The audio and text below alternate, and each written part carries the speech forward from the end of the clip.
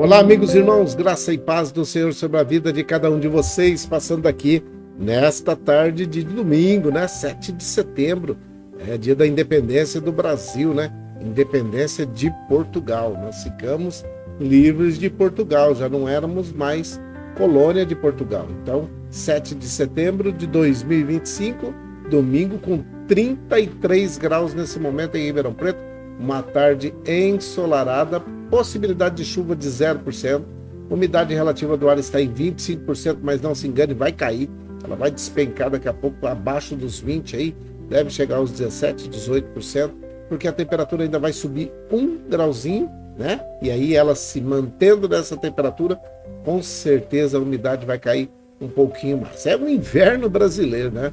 Apesar da gente ficar assustado, mas é o inverno brasileiro. Nós estamos aqui no norte do estado de São Paulo, região sudeste do Brasil, Ribeirão Preto, recebendo aí essas temperaturas em pleno inverno, tá? O inverno ainda tem aí os seus 14, 13 dias para poder terminar. Então, passando aqui para poder dar alguns recados. O primeiro recado o sol coloquei verdinho aí em homenagem ao dia da independência, né? Isso. Amanhã nós voltamos aí, tá bom? Passando para poder falar também de alguns alertas. Os alertas que a gente sempre tem dado aqui, né? E hoje eu vou fazer bem rapidinho, porque eu quero ir para a palavra bem rapidinho também.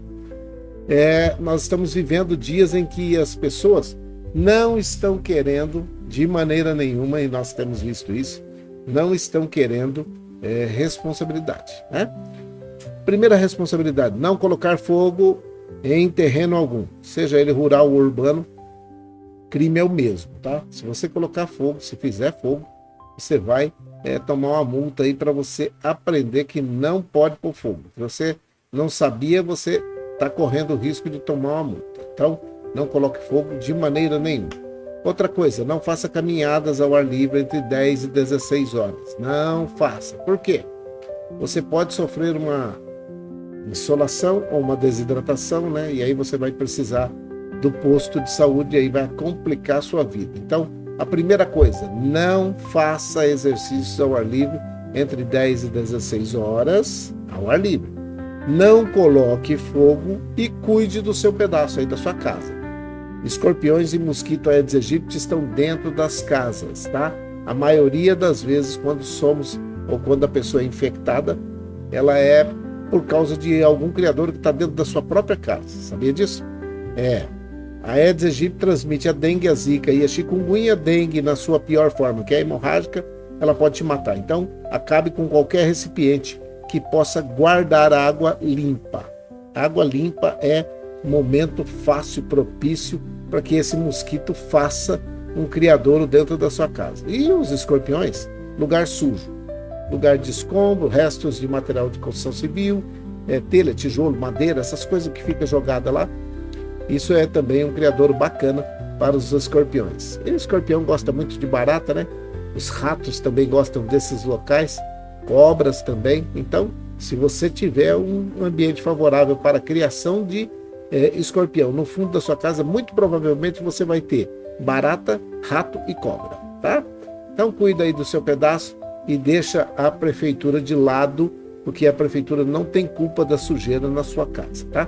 A sua casa é responsabilidade sua, tá bom? Não tem desse negócio de querer ficar repassando a culpa pro outro, porque a prefeitura não limpou o terreno. Se ela não limpou, liga lá no 156, reclama lá, que aí eles vão dar um jeito de limpar e cobrar do dono do terreno. E se for da prefeitura, pior, aí ela que arque com as despesas, tá bom? Dado esse recado, esses recados, esses alertas, eu quero falar com você a respeito de um texto que eu achei. Eu gostei demais, eu já tinha lido esse texto várias vezes, mas eu queria falar com você isso aqui, ó. Vontade de Deus. Vontade de Deus. Tem hora que tem gente que não quer fazer a vontade de Deus, né?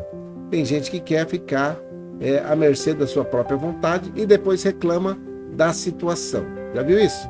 Gente que vive fazendo o que é errado, o que era a sua vontade fazer isso, e eu tinha vontade de fazer desse jeito, então eu fiz desse jeito, e é assim que tem que ser, e não sei o quê. E depois, quando o negócio entorna, que dá problema, que dá...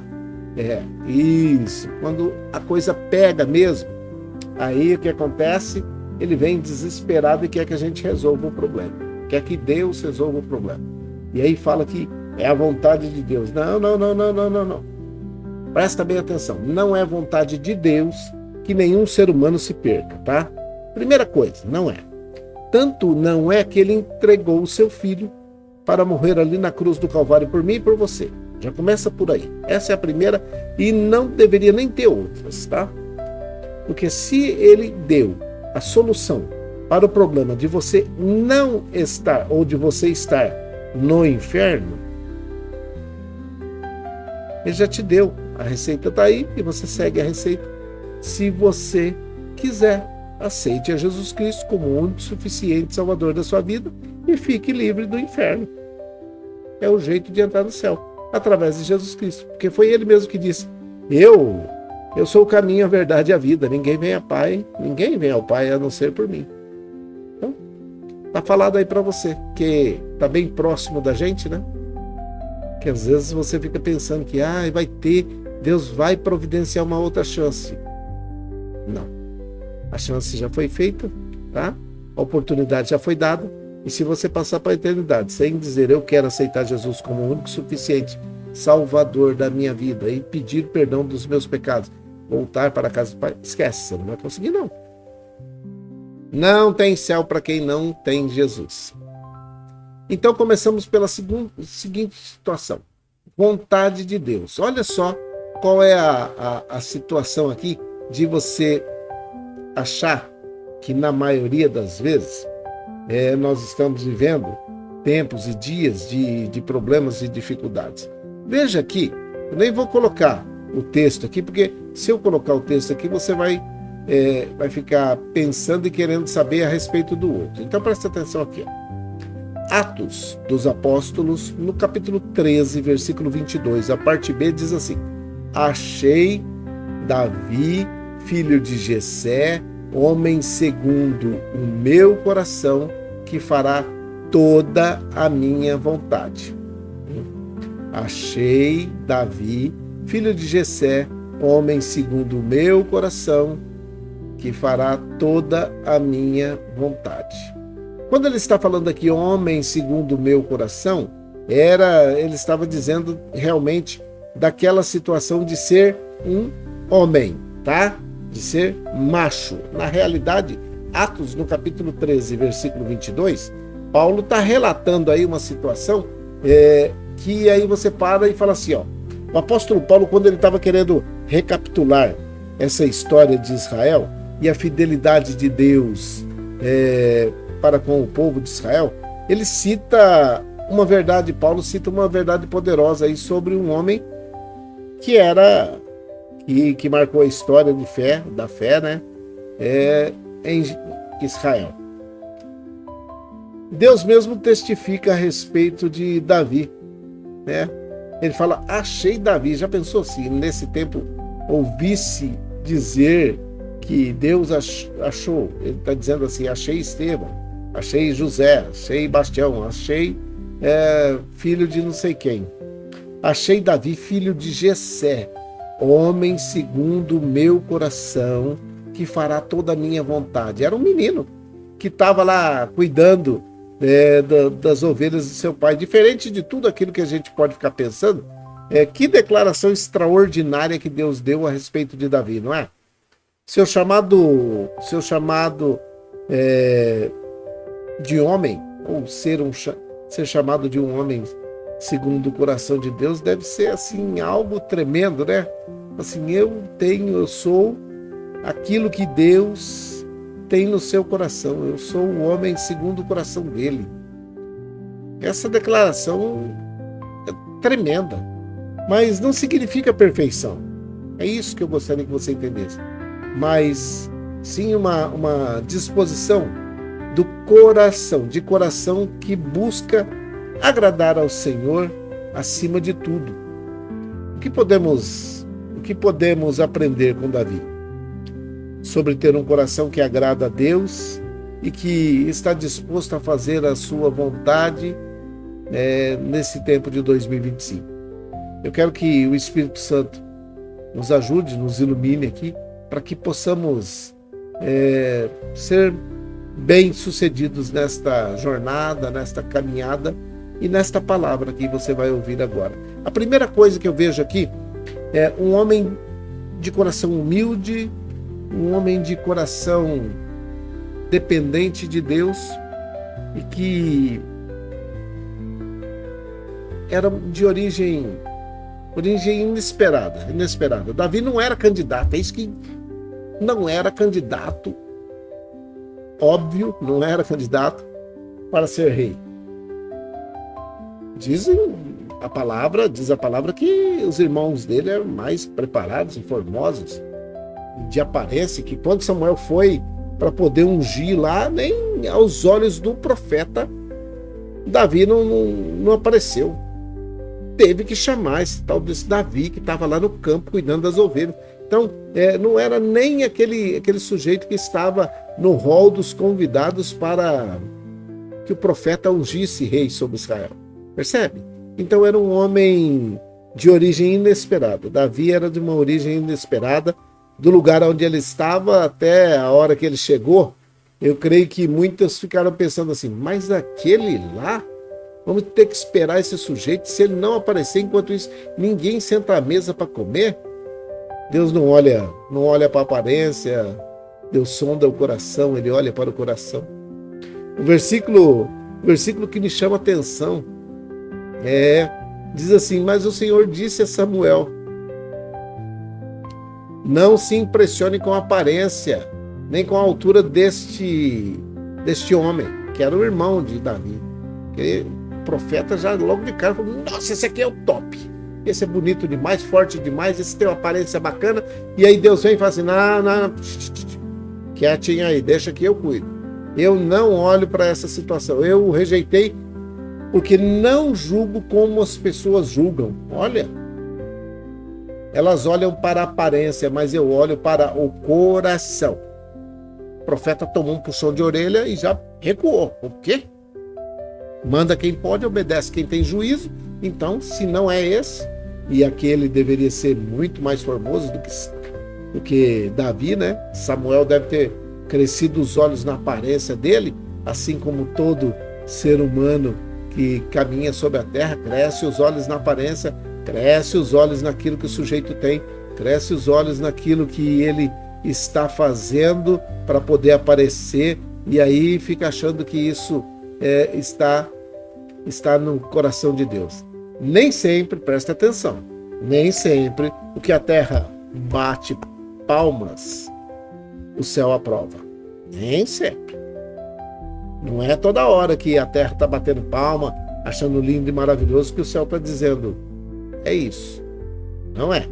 Então presta atenção, a primeira coisa é que ele era de uma origem inesperada. Davi era de uma origem inesperada. Quem sabe você se julga, mas quem sou eu? Eu não tenho condições de nada, eu sou nada, dá uma olhadinha para mim, eu sou um Zé Ninguém, Estevam Ninguém, um Tchão Ninguém, sei lá o quê. Então, presta atenção aqui, a primeira coisa é que ele é de origem inesperada. E ele tinha uma humildade, a segunda coisa é que ele tinha uma humildade em meio à grandeza. Presta atenção. Mesmo após ser ungido rei e alcançar grandes vitórias, Davi se manteve em uma postura de humildade e dependência de Deus. Ele reconhecia que a sua força vinha do Senhor, sempre reconheceu que a sua força e a sabedoria vinha do Senhor. O versículo que eu quero que você guarde aí na sua mente, no seu coração, é esse aqui, ó. O Senhor é a minha rocha, a minha fortaleza e o meu libertador. O meu Deus é a minha rocha, em quem me refugio. Ele é o meu escudo e o poder que me salva. Ele é a minha torre alta. 1 Samuel, Salmos no Salmos 18, verso 2, que está dizendo isso. Salmo 18, verso 2, não é Samuel não, é Salmo 18, verso 2. O que ele estava dizendo? que ele dependia totalmente de Deus. Ele não tinha nada, eu não sou nada, eu dependo totalmente do Senhor, porque Ele é o meu escudo e o poder que me salva, Ele é a minha torre forte, Ele é o meu esconderijo, Ele é aquele em quem eu me refugio, é aquele em quem eu posso confiar continuamente. É isso. Olha aí, Davi foi pinçado lá do meio do mato, cuidando de ovelhas, foi ungido rei sobre Israel por Samuel, na frente dos seus irmãos, da sua mãe, do seu pai, ali na casa de Jessé. E aí acaba aquela situação perguntando assim, quem você está pensando que você é? O menor da casa do seu pai? O menor da sua tribo?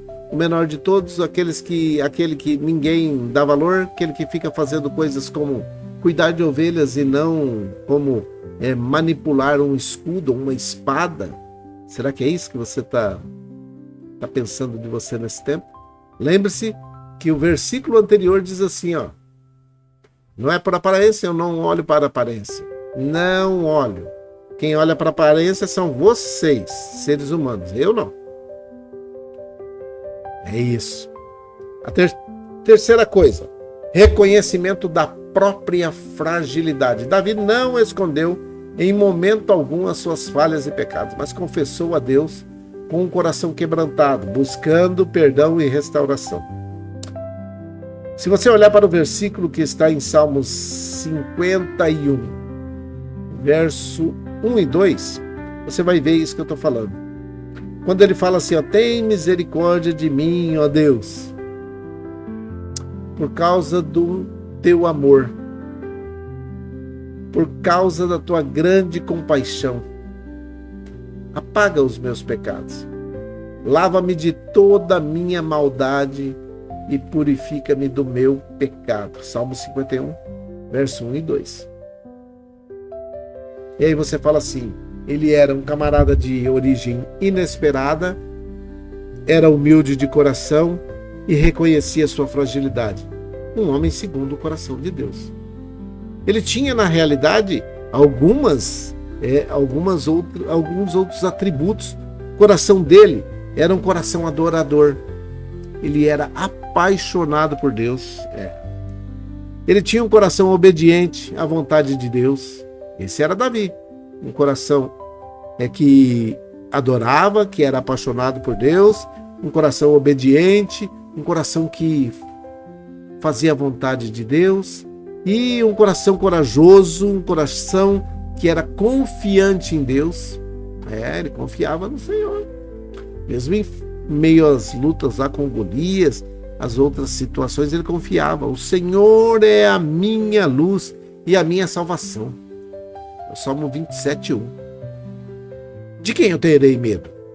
O Senhor é a fortaleza da minha vida. De quem eu recearei? É isso.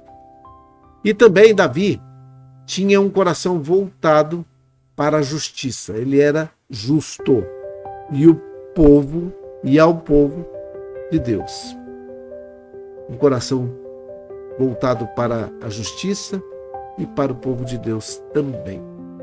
Se você for ler o texto que está sendo colocado como texto que faz justiça sobre a vida de Davi, segundo Samuel, no capítulo 8, versículo 15, ele governou Israel fazendo o que era direito e justo para todo o seu povo.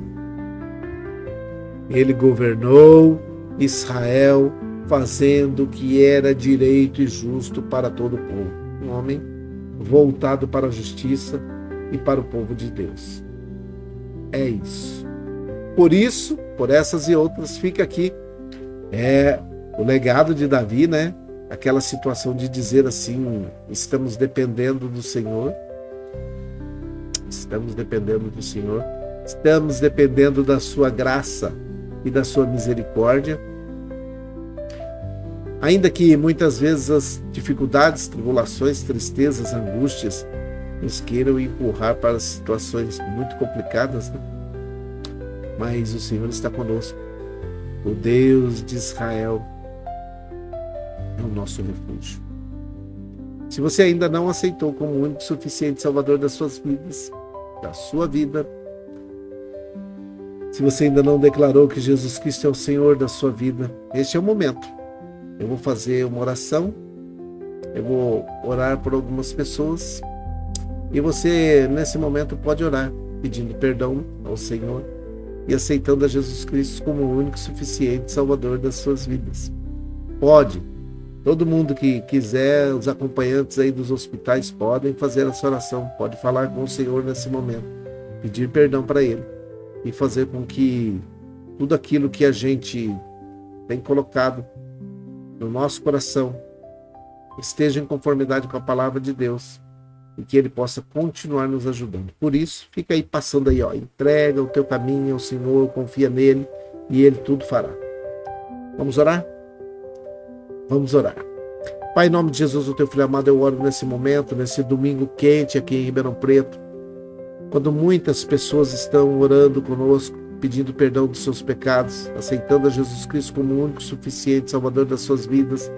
Outros que nesse momento estão voltando para o caminho, que o Senhor os abrace e os receba de braços abertos, como sempre faz, como filhas e filhos queridos que são, perdoando os seus pecados, escrevendo seus nomes no livro da vida e dando-lhes o direito, dando-lhes o poder de serem feitos filhos de Deus através de Jesus Cristo. Por isso, eu oro nesse momento, meu Pai, para que o Senhor perdoe os seus pecados e escreva os seus nomes no livro da vida e firme os seus passos no caminho, para que nunca venham se desviar do caminho do Senhor. Eu oro nesse momento por todos aqueles que estão em meio a tribulações, guerras, conflitos, que estão precisando de uma solução urgente, que o Senhor faça com que o coração e mente desses homens e mulheres que estão no comando dessas nações que estão em conflitos, que estão em guerra, que o Senhor traga todos eles para a mesa de negociações e que eles possam negociar a paz o mais rapidamente possível, para que tenham paz aonde quer que eles estejam nesse momento. Eu oro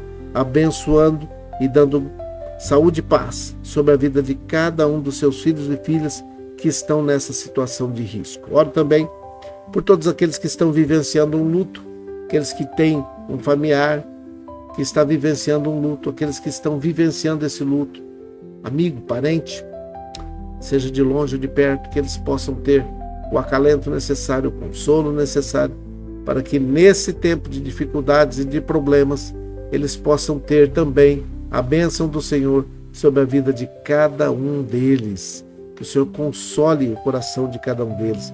Que o Senhor envie o teu Espírito Santo, que é o Consolador por excelência, para consolar esses corações neste momento. Eu oro por todos aqueles que estão em situação de drogadição, alcoolismo, rua, aqueles que estão debaixo de opressão, de depressão, de possessão, de angústia, de tribulação, tristeza. Eu oro pelos empregadores, pelos empregados e pelos desempregados.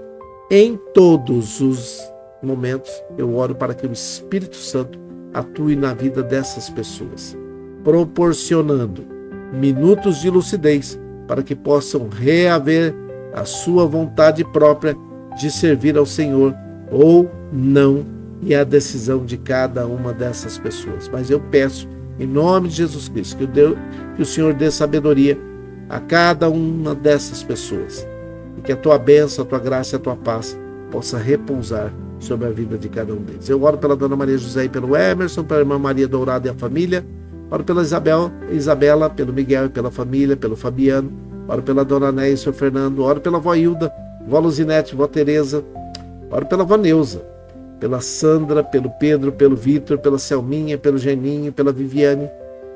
Eu oro pelos idosos que estão nos asilos, nas casas de repouso, creches de idosos. Eu oro, meu Pai, por todas as crianças, jovens, adolescentes e adultos que estão descansando para repor as suas energias e voltarem amanhã ao banco escolar. Aqueles que nesse momento estão descansando nas suas casas, que tenham o suprimento necessário para que possam alimentar-se adequadamente e voltar amanhã para os bancos escolares, para que possam receber aquilo que é necessário para se tornarem cidadãos e cidadãs de bem. Oro por aqueles que estão hospitalizados, por todos que estão aguardando uma vaga no sistema hospitalar. O Senhor dê graça, saúde e paz sobre a vida de cada um deles e abençoe cada uma dessas pessoas, estendendo as suas mãos sobre a vida de cada uma delas, e que a tua boa mão, a tua graça e a tua misericórdia possa estar estendido também sobre a vida de cada uma dessas pessoas. É a minha oração. É a nossa oração. Pelo nosso país, pelo Brasil, pelo estado de São Paulo, por Ribeirão Preto, abençoando o nosso país, que ele tenha homens e mulheres na direção, em todas as instâncias, federal, municipal, estadual, aqueles que estão no judiciário, no legislativo, no executivo, que todos eles tenham temor do Senhor e sabedoria do alto para tomar as decisões que são necessárias para que possam dar o melhor para a nação brasileira, para a população brasileira. É a minha oração. É a nossa oração. Com perdão dos nossos pecados. Em nome de Jesus, o teu Filho amado. Amém e amém. Que o Senhor te abençoe e te guarde. Que o Senhor faça resplandecer o seu rosto sobre ti, tenha misericórdia de ti. Que o Senhor sobre ti levante o seu rosto, te dê a paz. Um grande abraço a todos vocês. Fiquem em paz, fiquem com Deus e até amanhã, se o Senhor assim permitir.